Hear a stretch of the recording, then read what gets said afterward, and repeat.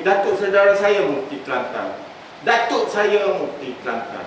Saya cakap terus terang, ayah saya ditawar menjadi qadi di Kelantan, tolak. Bapa saudara saya ditawar menjadi mufti, tolak. Maknanya tidak gemar. Sebab dia tahu dah, bila jadi mufti banyak terikat, susah untuk dia. Haji Mahdi Musa, takkan tak dengar? Haji kan Usain ni, asasnya kuala Islam dah. Betul tak? Bukan maaf. Kelang lah. Okay. Pengetua kuala Islam dulu, Haji Mahdi Musa. Pernah dengar tak? Haji Mahdi Musa itu bapa saudara saya. Dia ditawar, pertama ini ditawar oleh Tun Razak untuk menjadi mufti wilayah persekutuan yang pertama sebelum Datuk Musa dari Jad. Bukan kata dia memperkecilkan mufti, dia tidak memperkecilkan mufti. Sebab dia kata kalau aku jadi mufti, aku diikat kiri kanan, aku nak libat. Saya tahu, saya baik dengan dia. Dia guru saya, dia bersama dengan saya. Malah ucapan dia dalam Persatuan Ulama, masa penubuhan Persatuan Ulama, saya yang draft, saya yang tulis, saya tidak bohong. Of course dengan pemikiran dia, pada masa itu saya masih belajar, tapi dia minta saya tulis sebab dia sibuk. Tapi pemikiran dia dictate saya tulis. Saya bersama dengan masa itu Hasrul Sani pada Mufti Perak. Mufti Perak itu student dia lah tu. Sudah Haji Mahdi, Mufti Perak belajar di kuala Islam dulu. Saya bersama dengan pada masa itu. Mufti Perak bersama. Pada masa itu, student Haji Mahdi Musa. Bukan saya nak bangkit, tidak. Maknanya, saya bukan nak memperkecilkan jawatan mufti kembali saat tidak.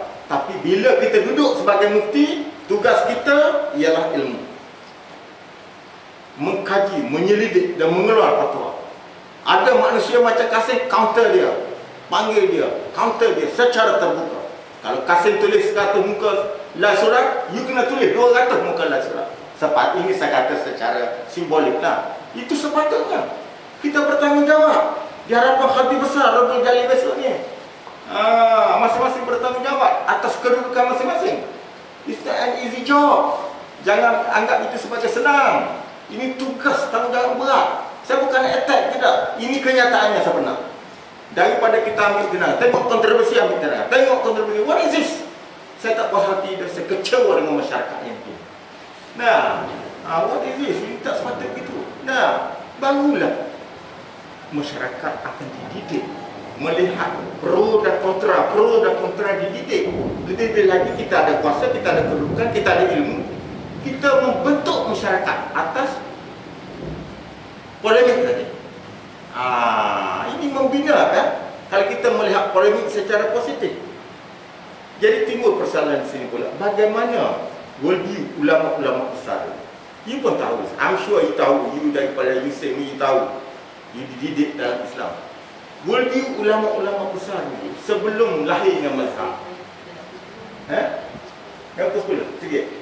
Jadi begini baik, worldview dia dulu tidak kepada mazhab tak timbul mazhab kemudian. Mazhab timbul 200 tahun selepas kewafatan Nabi. Dah lebih kurang 200 tahun timbulnya Abu Hanifah, timbulnya Imam Malik dan seterusnya, Imam Syafi'i dan Imam Hanbal. Dah, itu kemudian 200 tahun selepas kewafatan Nabi. Prior pada seperti itu. Ya tidak ada mazhab pun dalam soal fiqh ni. Maksudnya masing-masing kembali kepada Quran dan hadis dan mengamalkan ijtihad. I'm sure begitu. Sebab itu masyarakatnya dinamik. Masyarakatnya terbuka dan dinamik. Tidak masyarakat yang tertutup dan rigid. Nah, barulah masyarakat demikian boleh challenge era globalisasi. Tak boleh challenge boleh memandu masyarakat dunia. Sebab itu no doubt selepas impact daripada perjuangan Rasulullah, kita lihat wujudnya renaissance di barat. Dah, kita boleh ekspor ilmu di barat. Kenapa? Kerana ilmu yang kita bawa itu dinamik, berkembang, tidak rigid, statis, hanya berpegang, bertaklid persatu mazhab. Dan kalau kita betul-betul ikut Syafi'i, kita tak jadi begini pun. Syafi'i pun, saya dah cerita pada tadi kan, Syafi'i himself, apabila dia pergi ke makam Imam Abu Hanifah, dia sembahyang ikut Imam Abu Hanifah. Mungkin artinya walaupun dia yang otoriti dalam bidang dia, tapi sebagai menghormati, dia menghormati perbezaan kan ni. Nah, dia sembahyang ikut Imam Abu Hanifah. Dia pula murid pada Malik, tetapi dia berbeza dengan Malik dalam soal jilatan anjing. Bagi Malik, jilat anjing itu tidak najis. Very clear pada dia. Apa hujah-hujah dia? Adalah hujah-hujahnya balik. Saya baca hujah-hujah itu and very strong pada saya. Hujah-hujah Malik dalam soal anjing, kenapa dia kata tidak najis. Bagi Imam Syafi'i, anjing itu najis berasaskan pada hadis-hadis. Pertama, hadis berkenaan dengan kena samak tu. Tak, 7 kali dan sekali dengan tanah. Yang kedua, hadis di mana Rasulullah SAW apabila dijemput untuk pergi ke rumah tu, dia tak mau pergi. Kenapa? Kerana rumah tu membelah anjing. Tetapi rumah satu lagi tidak membelah anjing, dia pergi. Dah, itu hadis yang kedua. Tapi Malik punya pandangan berbeza. Mana kenapa hadis pertama timbul? Kenapa hadis ini? Mana dia melihat dari sudut yang berbeza, interpretasi dia.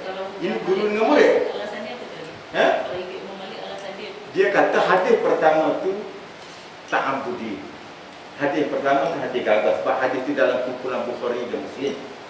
Ta'abbudi makna ketaatan kita pada Allah, maka kita amalkan hadis pertama tadi. Tetapi tidak berarti dengan adanya hadis pertama tadi anjing itu najis, tidak membawa arti begitu. Sebagaimana juga kita. Dia kata kita manusia, kita dikehendaki mengambil wuduk. Ataupun kita dikehendaki bertayamum. Kalau tidak ada air dah. Itu belum lagi berarti kita najis. Dah. Cuma itu sebagai satu ketaatan kepada kita kepada Allah untuk kebersihan. Dah, untuk menunaikan ibadat. Demikian juga soal hadis yang suruh basuh dengan 7 kali, sekali dengan tanah tadi dah. Artinya ketaatan, ta'abbud dah kepada Allah, perintah Allah. Satu. Ini kenapa dia kata ta'abbud? Ditambah lagi dengan ada hadis yang lain. Di mana hadis yang lain mengatakan apabila binatang benda-benda buruan itu dikejar oleh anjing, digigit oleh anjing, benda buruan itu kita boleh makan. Nah, artinya anjing tidak najis. Kalau anjing itu najis, dia gigit binatang kata burung hutan, kita makan burung tadi. Kita boleh dibenarkan makan burung tadi. Padahal itu air wajib pada juga. Ditambah lagi, cuba kita tengok surah Al-Maidah ayat 4. Very clear. Ayat itu membenarkan kita makan binatang buruan yang digigit oleh anjing. That is very clear. Bacalah, tak perlu saya sebut. Al-Maidah ayat 4. Very clear. Cuba dibaca. Please dibaca balik, baca rujuk pada ayat tadi. Itu hujah dia. Satu.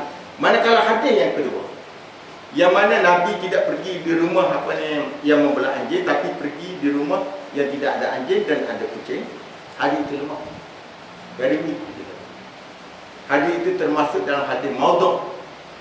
Hadis itu diriwayat oleh Darul Qutni dan Al-Hakim. Dan Al-Hakim apabila disemak balik hadis tadi, hadis itu tidak kuat. Nah, jadi yang ketiga, prinsip qiyas yang dibawa oleh Syafi'i berhubung dengan jilatan anjing tadi. Prinsip qiyas, dia ada qiyas sebab dia kata tidak tepat. Qiyas itu tidak tepat. Pasal apa tidak tepat? Qiyas tadi. Kerana selalunya kita buat analogi atau qiyas apabila perkara itu tidak ada semasa wahyu turun. Dah, semasa wahyu turun, anjing sudah ada. Malah dalam satu hadis yang lain yang diriwayat oleh Ibnu Umar, di Masjid Nabi, di Masjid Nabawi sendiri pun, di Masjid Nabi sendiri, anjing masuk dan keluar. Anjing masuk dan keluar. Ini mengikut hadis yang diriwayat oleh Ibnu Umar. Dah. Jadi dalam konteks itu kenapa tidak ada wahyu yang menyatakan bahawa anjing itu najis secara direct. Cuma dikias daripada hadis pertama tadi dan hadis yang kedua yang dikatakan terakhir tadi. Nampak tak? Prinsip kias ni selalu timbul apabila perkara itu tidak ada semasa wahyu turun, ia adalah suatu fenomena lewat. Jadi baru kita boleh membuat kias. Kenapa tak? Kalau tidak, kalau anjing itu betul-betul najis, wahyu mesti turun dah melarang kita mendekati anjing pada masa itu, kerana anjing itu najis. Sebalik pula, amalan umat-umat Islam pada masa itu menggunakan anjing untuk membunuh. Ada, artinya hujahnya tidak kuat. Jangan kata lemah. Itu pun saya tidak menyalih Syafi'i. Siapa saya nak menyalih Syafi'i? Dah. Sebab saya tidak ada metodologi, saya tidak ada epistemologi untuk kembali kepada Quran dan hadis bagaimana Syafi'i kata. Saya tidak ada itu. Kita mesti menghormati Syafi'i. Sebaliknya pula Syafi'i berpandangan begitu pun kita kena hormat juga pada saya. Dah. Khilaf kan satu. Jadi dalam konteks itu nak ikut Malik pun boleh, nak ikut Syafi'i pun boleh. Ikutlah. Tapi nak kata Malik lemah dari segi hujah, tidak. Saya tengok kuat bila saya study thoroughly benda ini. Bagi Imam Abu Hanifah pula, mazhab apa ni, ulama-ulama yang muktabar dalam mazhab Abu Hanifah menyatakan bahawa anjing tidak najis, tetapi air liur anjing, mulut anjing dan najis anjing tetap najis. Dia kata begitu pula. Lah, Hambali sama dengan Syafi'i lah, lebih kurang sama dengan Syafi'i dalam soal ini. Jadi dalam konteks ini, maka keterbukaan inilah yang penting. Kita mesti mempunyai pendekatan yang terbuka, approach yang terbuka dalam menangani masalah ini. Jadi apabila timbul isu touch the dog tadi, I touch the dog, sentuh anjing tadi, sepatutnya JAKIM menangani perkara itu dengan menggunakan berbagai-bagai pandangan. Barulah kita menangani perkara ini dengan penuh wisdom dan bijaksana. Nampak tak? Lebih-lebih lagi kita ni dalam era globalisasi, dalam era moden sekarang, multiracial, dan kerajaan perlu kepada anjing. Memang kerajaan perlu pada anjing. Polis-polis perlu pada anjing. Di airport kalau tidak ada anjing, macam mana kita nak kesan candu? Walaupun ada teknologi moden pun, kita nak anjing lagi. Nampak tak? Polis nak pada anjing, custom nak pada anjing, rumah tangga kita pun bagi orang tertentu nak pada anjing, nak menjaga keselamatan dia. Bagi saya tak boleh anjing, saya geli dengan anjing. Lainlah, itu peribadilah.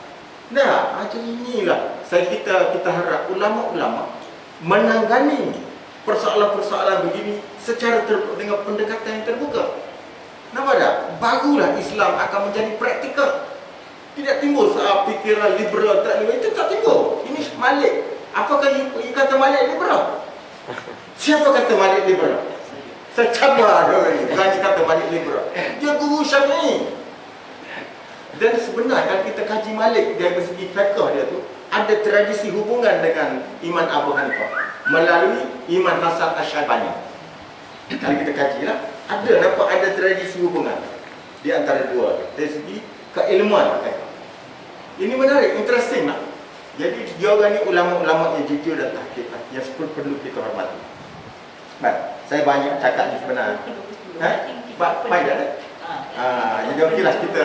Saya ingat begini saya kita buka pada perbincangan. Kalau nak cakap banyak, jadi banyak lagi lah. Saya guna atas dah cakap ni begini. Saya guna gigi ni, memang saya kena ubah balik lah. Masalah gigi saya. Tak sedap. Dulu tidak begini. Nak cakap sebut pun tak betul apa kerana yang umur pun dah dekat 70. Dah dekat 70. Saya sebenarnya sekali dengan syukur lah. Syukur Tan Sri Syukur tu. Dia tua pada saya sikit. Sama-sama di Fakulti Islam dulu. Syukur apa ni? Saya panggil syukur lah dulu kan. Kita bagi soalan Okey. Kita tinggal setengah jam. Saya ada dua soalan pada Tuan Haji. Pertamanya, Tuan Haji sebut dalam sejarah gerakan reformis Islam di Malaysia berlaku pertembungan kaum tua dan kaum muda.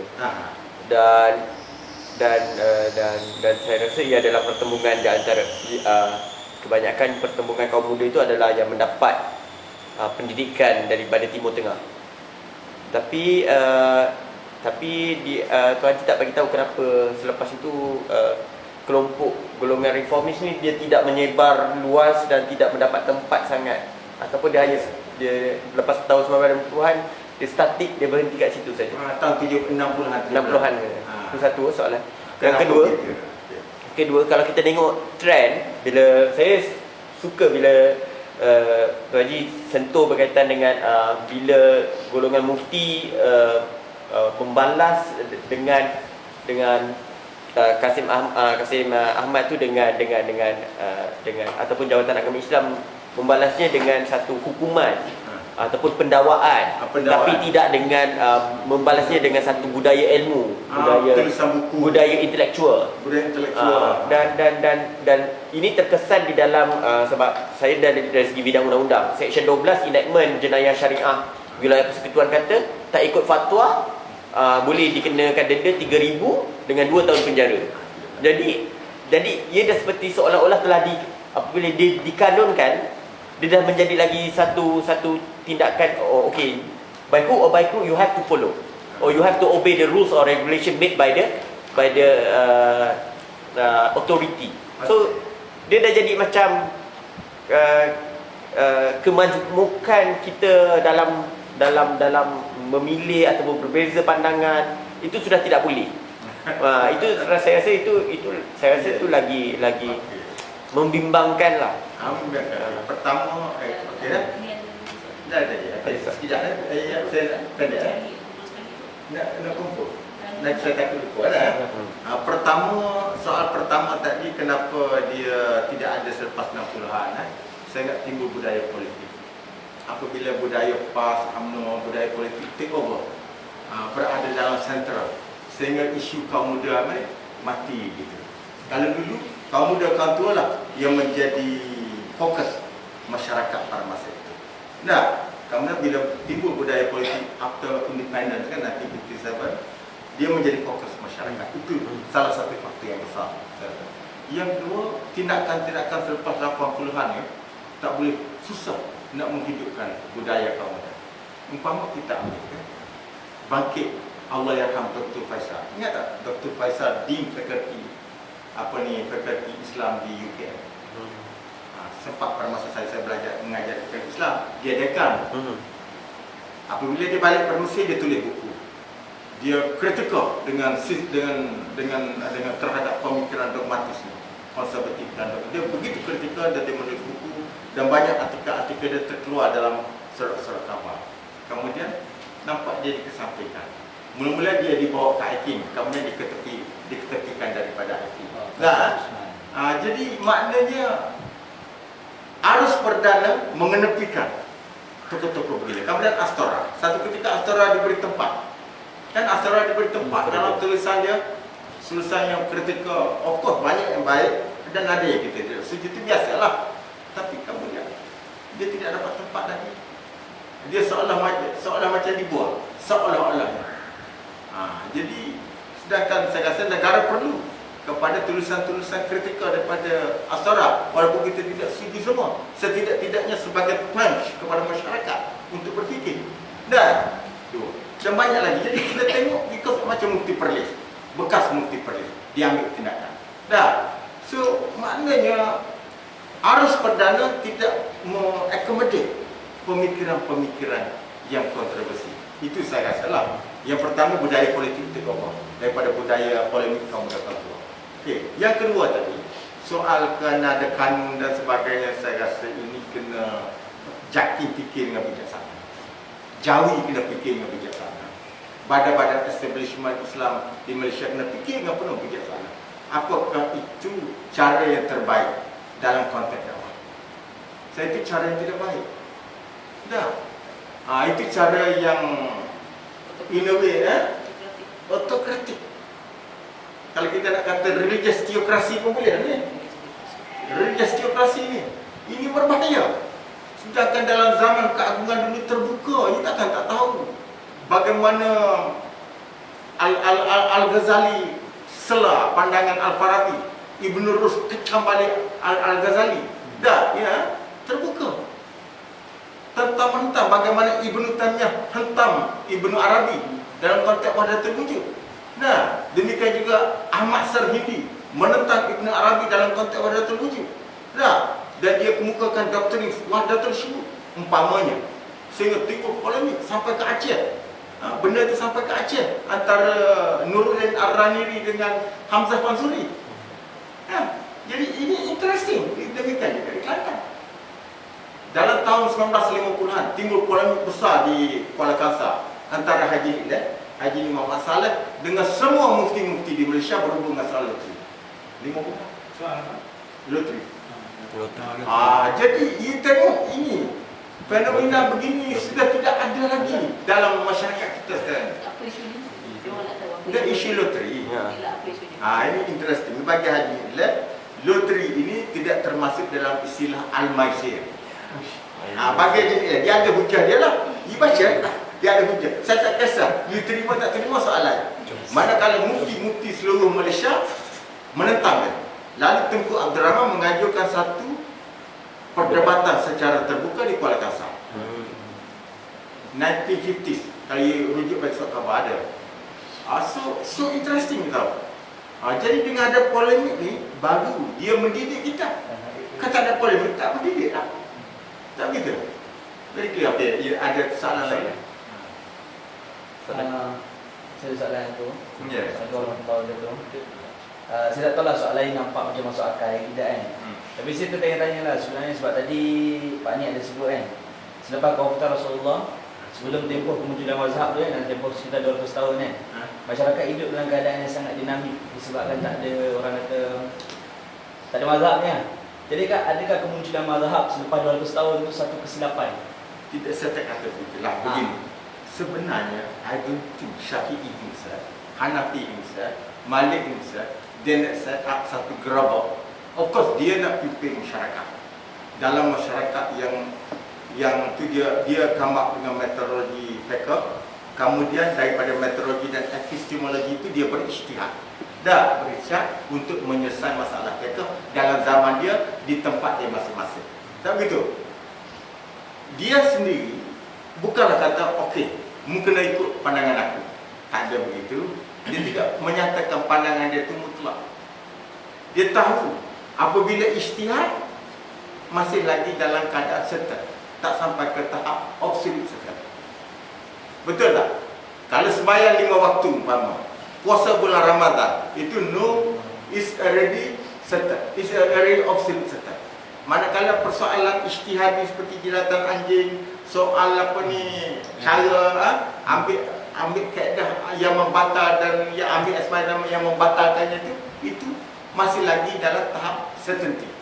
Nah, interpretasi satu lagi. Kalau saya sebut jadi polemik besar pula, tudung kepala. Maaf, saya bukan kata suruh you buka tudung, tidak, jangan kata begitu. It's a very sensitive area. Sekarang, dulu dalam tahun 60-an, tahun 50-an, tidak sensitif. You know, isteri Allah yarham Dr. Burhanuddin Hilmi, tidak, Hayati tahulah, tidak tudung kepala. Semasa dia menghantar suami dia untuk menghadiri persidangan Afro Asia di Jakarta, di airport Singapura, ada gambar. Isteri Allah yarham Dr. Burhanuddin Hilmi seorang ulama dan presiden PAS. Tahu tak? Allah yarham Profesor Zulkifli Muhammad, seorang ulama besar, timbalan presiden PAS.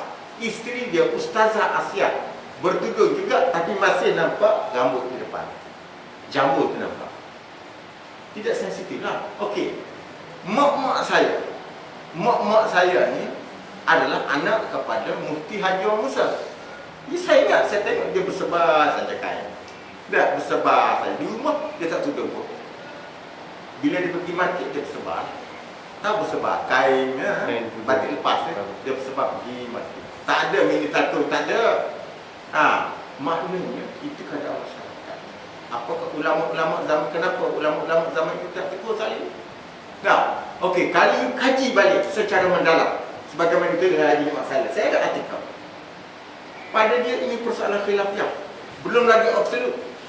Tapi sekarang masyarakat dah ambil itu sebagai absolut. Jangan kata saya bukan ulama, saya tak berani nak kata. Tapi saya ambil pandangan dia. Dah, jadi maknanya ini pun perlu dipolemik. Bukan saya suruh buat tudung, jangan. I don't say that. Tudunglah. Dia you selesai dengan tudung dia itu, you anggap sebagai satu kehendak syariah, okay? Continue, go ahead. But meanwhile, don't forget untuk survey, study, buat search tentang persoalan ini. Apakah ini absolut atau tidak? Atau masih? Nah, jadi sebab ulama-ulama besar dulu masih lagi khilaf dalam soal ini. Masih lagi khilaf dalam soal ini. Bagaimana pandangan Abu Bakar Al-Jassas dalam kitabnya Ahkamul Quran dalam soal ini? Bagaimana pandangan Syahrullah sendiri tentang soal aurat? umpamanya. You have to go through properly. Jadi ini fenomena di Malaysia ni, fenomena tudung ni, apabila ada impact daripada Anwar ni. Ni Anwar, pemimpin Cikgu Mohtar. Impact daripada Abdi, impact daripada saya pun pengikut Abdi lah. Dulu ni pengikut Abdi ni. Akibat daripada Abdi, akibat daripada Arkam, Jamaah Tabligh, ini dalam tahun 70-an. Kemudian memberi impact yang besar dalam masyarakat dalam tahun 90-an, 2000. Sehingga hampir keseluruhan wanita-wanita di Indonesia bertudung kepala. Apabila Kasih Ahmad kata tudung tidak wajib, dia diheret ke mahkamah. Dah, saya tak kata begitu, tapi saya minta supaya you study benda-benda yang macam itu.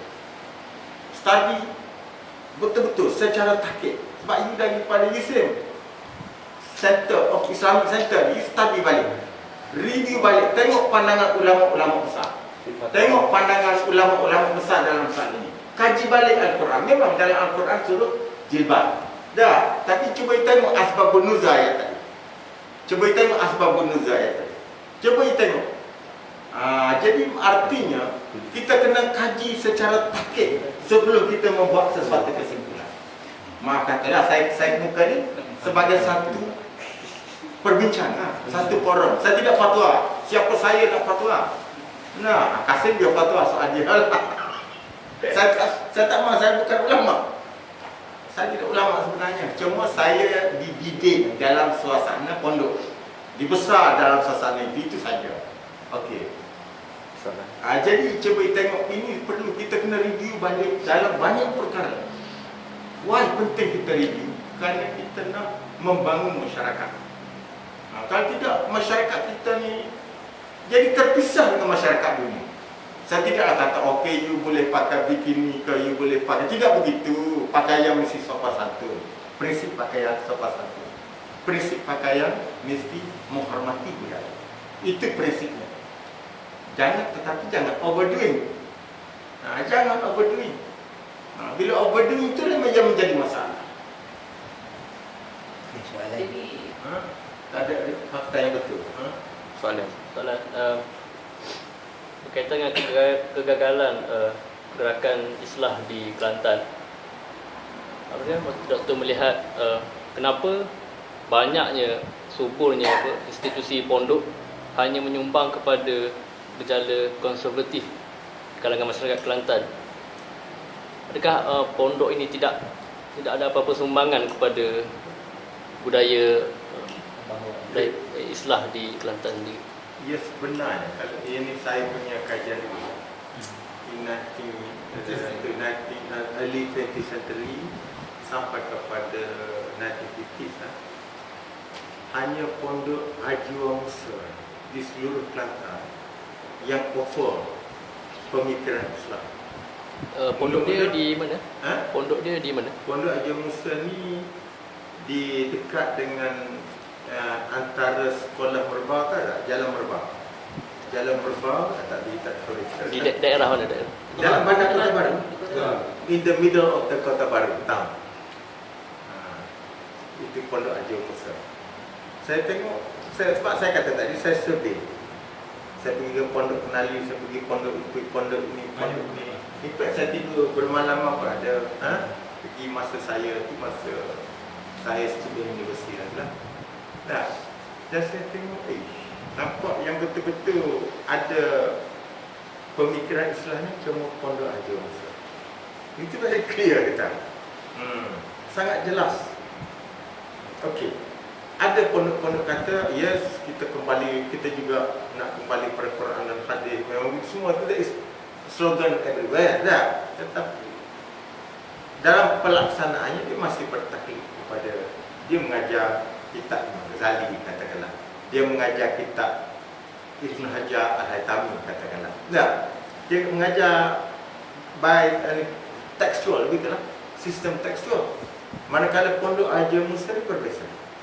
Yang saya experience-nya katakanlah dalam tahun 1950-an. Berbeza pun. Haji Muhammad Saleh, anak pada Haji Musa, cara dia mengajar, dia tidak mengajar, dia ambil Quran. Quran. Dia bukan bergantung pada kita tafsir. Orang lain ambil kitab tafsir mengajar. Dah. Ialah macam-macam Badawi ke whatever lah. An-Nasafi ke macam-macam kitab lah. Kitab tafsir. Dia tidak. Dia ambil Quran Islam. Dia mengajar secara mufrad. Arti dia mentafsir secara sendiri. Tetapi dia mentafsir secara sendiri berasaskan kepada kaedah ataupun metodologi yang dia dapat semasa dia belajar di Baitul Hikmah bersama Maulana Abdullah Sini. Dia sudah ada metodologi itu. Bagaimana nak menangani soal nasah masuk umpama. Bagaimana nak menangani persoalan asbabun nuzul umpama. Dan bagaimana nak menangani macam-macam lah. Persoalan apa ni antara ayat dengan hubungan antara ayat demi ayat. Dah. Dan dia membuat kesimpulan the gist of the tiap tafsir tadi. Dah. Okey. Sudah jadi maknanya sebelum dia sendiri mentafsir Quran tadi berasas kepada kaedah-kaedah yang dia belajar. Okey. Satu. Yang kedua, dalam sesi tertentu, iaitu sesi malam, selalunya malam, secara tahqiq dia pilih, dia handpick student-student yang ada Arab, mesti ada Arabia, iaitu lepasan Nilampuri. Ada juga lepasan Azhar yang belajar dengan dia. Ni lepasan Indonesia, Dr. Andes, Dr. Abdul Rahman Ahmadi. Maknanya dia esok semua Kelantan dia handpick dia orang semua. Okey. Mamak Daulah Kadir Yusuf malam ni mungkin lagi. Ada lagi. Semari dia nak tengok secara praktikal. Dah selepas dia dah kuliah dah. Apakah dia orang ni faham? Kaedah-kaedah tadi. Dah. And then dia feedback. And then cuba dia secara praktikal mentafsir. Demikian juga soal hadis. Dah. Okey. Bagi hadis ni kita jangan main terima saja. Hatta Bukhari, Muslim, Abu Daud, Bukhari himself pun hadis-hadis itu masih kita kena terima secara kritikal tentang kategori dia tu. Jangan kita main terima apa ulama dulu kata semua dalam Bukhari sahih. Itu tidak. Hatta Muwatta Imam Malik pun dia masih ada kritikal. Masih ada hadis-hadis yang lemah dalam